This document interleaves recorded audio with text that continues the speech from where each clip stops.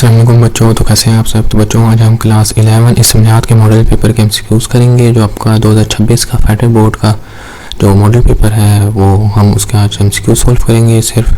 तो चलिए बच्चे शुरू करते हैं। पहला एमसीक्यू है आपके पास, हज़रत मोहम्मद मुस्तफ़ा सल्लल्लाहु अलैहि वसल्लम की नबूवत का सबसे बड़ा और ज़िंदा मौज़ा है। तो सबसे बड़ा और ज़िंदा मौज़ा आपके पास क्या होता है? कुरान मजीद है।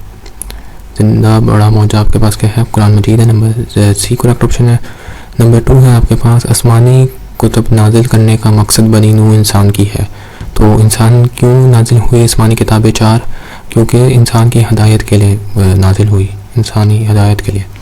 तो नंबर 2 का भी जी करेक्ट ऑप्शन है। नंबर 3 हमारे पास, इज्तिमाई खैर ख्वाही की सिफ़त अपनाने से माशरे में जज्बा पैदा होता है। तो माशरे में किस चीज़ का जज्बा पैदा होता है? अख़ुवत का जज्बा पैदा होता है। ठीक हो गया। अच्छा बच्चों, ये जो आपका यूनिट नंबर 6 है इससे आपके एमसीक्यूज़ नहीं आएंगे। ठीक हो गया। और पहले चैप्टर से लॉन्ग नहीं आएंगे आपके।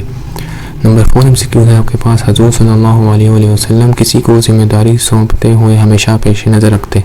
तो पेश नज़र क्या देखते थे? सबसे पहले सलाहियत देखते थे, उस बंदे में सलाहियत है या नहीं है। ठीक हो गया। नंबर दाल करेक्ट ऑप्शन है इसका। नंबर 5 है हमारे पास, तकसीम विरासत से पहले हकूक़ अदा किए जाते हैं। तो देखें आपके पास इसमें टोटल आपके हकूक़ होते हैं 4। इन्होंने कहा है तकसीम विरासत से पहले कितने होंगे? तो ये 3 हो जाएंगे। टोटल 4 हैं, लेकिन उससे पहले उसने तकसीम विरासत 4 व हकूक़ है ना, तो उससे पहले 3 हो जाएंगे। ठीक हो गया। नंबर 6 है हमारे पास, अकीदा तौहीद पर ईमान रखने वाले को क्या कहते हैं? तो इसको हम कहते हैं मोहिद कहते हैं, जो अकीदा तौहीद पर ईमान रखता है। नंबर 7 है हमारे पास, कुरान मजीद के सफ़ाती नाम उसकी ज़ाहिर करते हैं। तो ये आपकी बुक में भी लिखा है, कुरान उसकी अज़मत ज़ाहिर करते हैं कुरान मजीद की, जैसे फुरकान है, फ़र्क करने वाला। ठीक हो गया। नंबर 8 है हमारे पास, किताबुल आसार के मरतब है। तो किताबुल आसार कैसे मरतब की? आपके इमाम अबू हनीफ़ा ने। तो इसका अलिफ करेक्ट ऑप्शन है, इमाम अबू हनीफ़ा ने रहमतुल्लाह अलैह।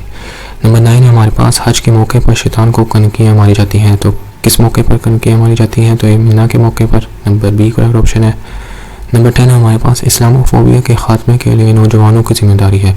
तो नौजवानों की आपके पास क्या जिम्मेदारी है? रवैयों और सोचों को मस्बत बनाना।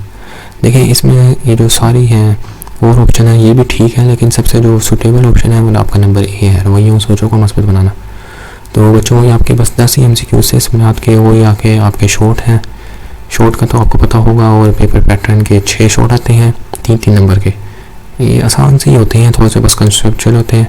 लॉन्ग आते हैं, फिर आपके लॉन्ग बच्चे कहते हैं हम कैसे याद करें। मैं आपको एक आसान तरीका बताता हूँ। जैसे अकीदा तौहीद वाला पहला लॉन्ग आया है ना आपका, आपने पता क्या करना है, जैसे आपका वो जो चैप्टर होगा ना शॉर्ट अकीदा तौहीद वाला, उसके 5 शॉर्ट होते हैं ना, तो आपने 5 शॉर्ट याद करने हैं।